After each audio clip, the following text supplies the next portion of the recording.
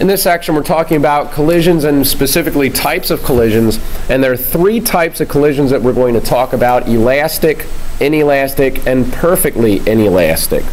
Let's start with the elastic collision, and what we want to do is discuss, first of all, if we see a collision, how do we know it's elastic? Well, for the first thing, the objects are going to separate after the collision. So if the objects separate, we know that it's possibly elastic. But the real key here is that not only do they separate, but they retain their original shapes. So after the collision, they return back to how they looked before the collision. So an example of this might be in billiards. You see two billiard balls that are going to collide. After the collision, they still look the same. There's not going to be any deformity, and they separate from each other. Same thing with croquet. If you have a croquet ball hit another one, they're going to separate. In bowling, if the bowling ball hits a bowling pin, they're going to separate and keep their shape. So all of those would be elastic collisions. During elastic collisions, kinetic energy is conserved.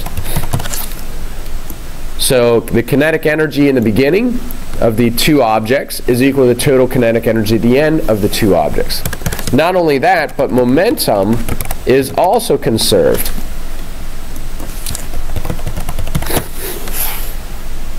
Now, this is, of course, a very ideal situation. Nothing is really elastic in real life. There's always some kinetic energy that is lost to sound.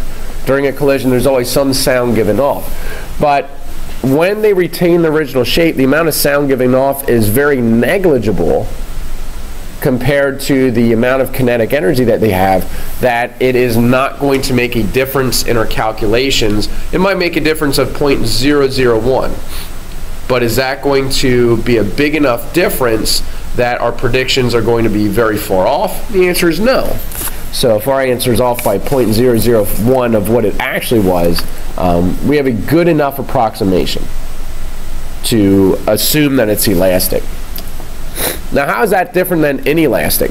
So during an inelastic collision, the big idea here of how we can visually see if it's inelastic is that the objects are deformed after the collision. So an example of this might be something like anything that shatters, like a car crash where the cars deform after the collision. If we drop a dish or a glass and it breaks on the floor, that would be inelastic collision because there's deformity.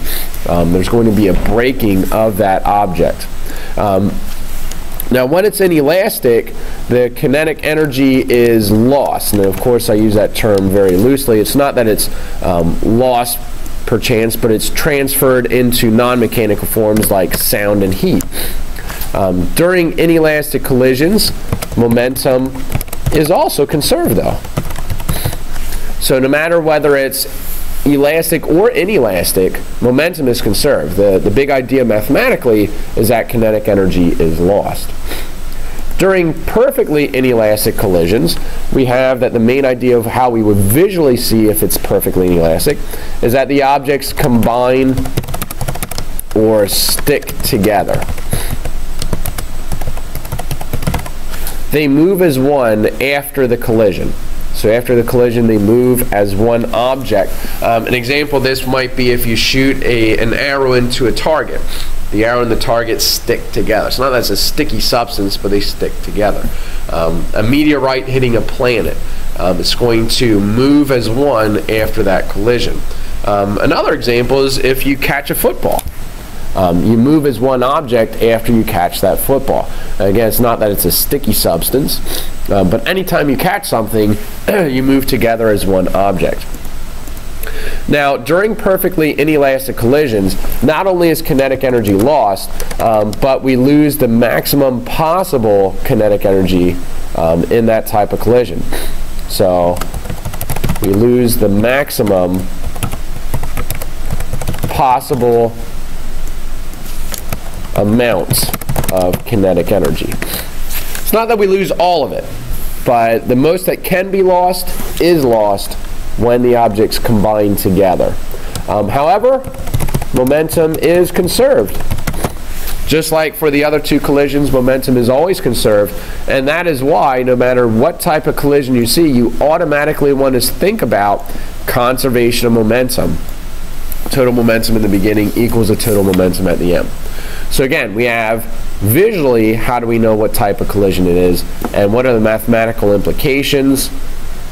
But no matter what type of collision, think about conservation of momentum.